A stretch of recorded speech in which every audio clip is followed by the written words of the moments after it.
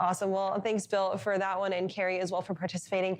Speaking of adding some new content to your offerings, we've got two guys here for our roundtable talk who know, one, about building content, and two, about building that content into building your business. So we're going to welcome Shannon Breen from Freightvana and Trey Griggs from Beta Consulting Group. Guys, thank you for joining us on this roundtable talk. Great to have both of you as always. Yeah, thanks for having us. Thanks for having us, guys. So we're going to talk a little bit about content strategy, which of course now content is king, and it kind of almost takes over your marketing department now, kind of, especially when you're talking about really building up those business strategies. And so Shannon, I want to start off with you guys because Freightvana has this incredible footprint on every single piece of social media, from LinkedIn to TikTok to you guys are on Twitter as individuals. And that's something that you build is really important in relationships in the business itself. So talk a little bit about the decision of when starting Freightvana, you guys were like, not only are we going to go in on being individual and unique as a business offering, but also in the type of content that we put out. Yeah, thanks for having us again. But I think, Kaylee, for me and the team, right, I think when we looked at it, there's a lot of established brands in the space. And I think if you talk to a lot of the established brands in the space, they feel like they have to do marketing a certain way. So when we built the company out, we had intentionality on changing not only our business structure, the way we interacted with our carriers and our shippers, but we also just really enjoyed the marketing component of it. And I think just working at a large publicly traded company gave us a lot of clarity on how we wanted to be different and honestly what we had to do to survive, right? When you're leaning into the space and you've got companies with incredible capital budgets and incredible histories, how do you break in? How do you be something different? And that's really when you see what we do and how we operate. That was really the core desire behind it, and it's worked out well. And our team really enjoys it, which I think is the most important part of it. Like, it is a fun experience for us creating the content, doing the fun videos we do, and it's been a great ride. And now after we're year and a half in, it's exciting to see people take notice of the work we're doing, but also they get a chance to know our team because, otherwise how would they have heard about Freightvana? And so it's been a lot of fun for us, and we're excited to continue the journey and continue to challenge, let's say, that status quo that has existed before us. And then, as you know, I'm definitely a huge fan of the content you guys put out.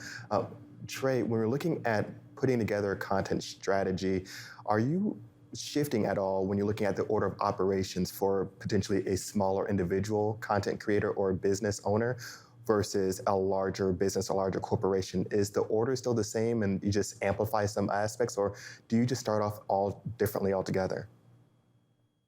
Well, I think it ultimately has to start with, who you want to be. Like, who are you? Who's your authentic self? Having an identity of who you are and what you believe in is the starting point. Because if you put content out trying to create a message that's not real, it's not going to last. So the starting point is always, who are you as a company? What's your identity? What do you believe in? What do you value? What's your why? What are you trying to accomplish? What problem are you solving? And then from there, you can start to look at, okay, well, who is your audience and where do they live? And how do you want to speak to them? How do you want to communicate with them? Are you going to be more lighthearted and fun? Do you want to entertain? Are you really in it to educate? You want a mix of both?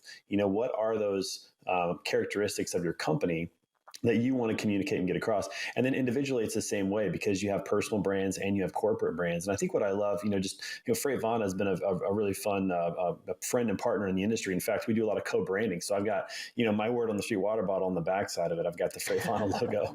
So, we do a lot of stuff together, and it's just fun to do that, to also find brands who share common values and common attributes. And I can learn a lot from them. I mean, I learn a lot from the Freightvana guys because they're very creative. And, I had the opportunity to be in their office. What was it? 2 weeks ago, Shannon, I think about 2 weeks ago I was there. Yeah. And, during that time, Shannon and I were talking about how can we get better? How can we improve? And he gave me some ideas that we're acting on. And I may have given a few ideas. I don't know if they act on any of those, but Josh and I were playing golf, had a chance to create some content on the golf course together. So it's nice when you find out what your identity is and what you value, what your purpose is. And also when you find other companies that have similar values and traits. So it's been fun to go that direction, but you got to start with your identity, who you are. So Trey, I think about kind of the last year and a half for you. You were with Lean Staffing Solutions, and then you've kind of transitioned out, started Beta Consulting Group, and you built your LinkedIn presence and built kind of the almost content niche, I think I would say, that you were in on LinkedIn while you were still with Lean, and it's translated really, really well into what you're doing now, both on the individual kind of LinkedIn Live side that you do, but also with what you do with Beta Consulting. Can you talk about taking that transition from one role to the next, and how important it is to build that brand almost kind of personal to you while at the same time staying true to your company? That way it's transitory no matter where you go in your career. Yeah, well, I got fortunate with a logo and having some unique hair in the industry. We're still working on that and kind of running with that. But, for me, especially with the daily podcast that I do and the other content that I do, I'm a teacher at heart. I'm a coach. That's who I've been, from my career. I started out teaching physics. And so the purpose behind my shows is to entertain, educate, and inspire. And if I can have a show where I bring on a great guest like Shannon, who's been on several times, and others who can come on and share their stories and their experiences and the nuggets that they've learned along the way to pass those along and hopefully, provide a laugh here and there. That's really important to me, and it's who I am and who we are. And so having the ability to translate from, being a brand ambassador for Lean and moving in that direction to now doing my own thing, it's really been a lot of fun and a great joy as a content creator to say, what do I want to do? What do I want to put out there into the world? How do I want to help people? And it's just been a lot of fun. It's been a fun journey. Trey, quick follow-up for you. You just mentioned entertain, educate, and inspire, really being some of the core things that you're looking to do. When you're putting out content, I love the stuff that you're doing. Do you find that it's difficult to really hone in all three to one particular audience, or do you find that 3 or 2 audiences get pulled in and kind of get segmented? What's it like really trying to pull in a lot of individuals, or really kind of being able to hit on a few different prongs? Do you find that the audience gets kind of segmented out, or the same people returning for each type of content style that you put out? I think it's a little bit different because I focus on sales, marketing, and leadership, depending on who the guest is. So when Shannon comes on the show, for example, we talk a lot about leadership because he's one of the best leaders in the industry. And so we try to focus on that. And the content always comes from the guest. What's their strength? What's their experience? What's their skill set? If I have on, Steve Schmidt, he's a, selling guru. So we talk sales the whole time. If I have on, Kara Smith Brown, who I had last week, we talked marketing. And you get different people that want to come to hear different segments or different people that speak to that. So those are my 3 focuses. That's what I care about most. I think that's what a lot of executives care about, including operations, but that's not my strength. So sales, marketing, and leadership is the focus. And I think the audience does change a little bit based upon who's on the show and what they want to listen to. So Shannon, talking about that audience draw and keeping people engaged and keeping people watching your content and really wanting your content, sometimes businesses kind of have to walk a fine line between hitting the trends, being funny, but also keeping it business minded. And there are some folks who are maybe some older people in industry who say, you know what, you've got no business being on TikTok if you want to get people in your business, or you've got no business staying with the trends or putting popular music on. That's kind of old school thinking. How do you guys at Freightvana kind of walk that line between keeping your audience engaged, drawing new folks into your audience, but not alienating the ones who think that a business should stick to business? I think anytime you're marketing, right, Kaylee, Anthony, you're on that line, right? But I think at the core, Trey hit it with authenticity.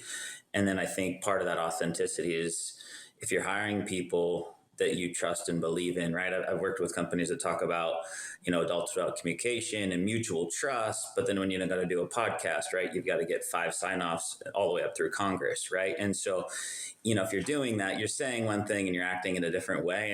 And I think Trey hits right on it. People see right through that. So for us, you see, and Trey mentioned it, I think it's a great call out for what makes us unique is we have empowered our entire team. And so our entire team has their own personalities, and we highlight that. But I think what makes that really different, Kaylee and Anthony, is that when employees and people want to either work with you or come work for you as a company, they get a real sense of what you're about. I tell this story all the time that, if you're working for an HR department, right, what HR department doesn't say, hey, we believe in our people, we're going to develop you here, great career, fun atmosphere. I mean, that is all standard, which is, when you think about it, that's what every HR department is going to say about every company. So what we try to do in creating our own people's brands and letting them really be empowered to show that is we don't need to sell that way. Particularly, people can see what we're about. And then Trey mentioned the people that come visit.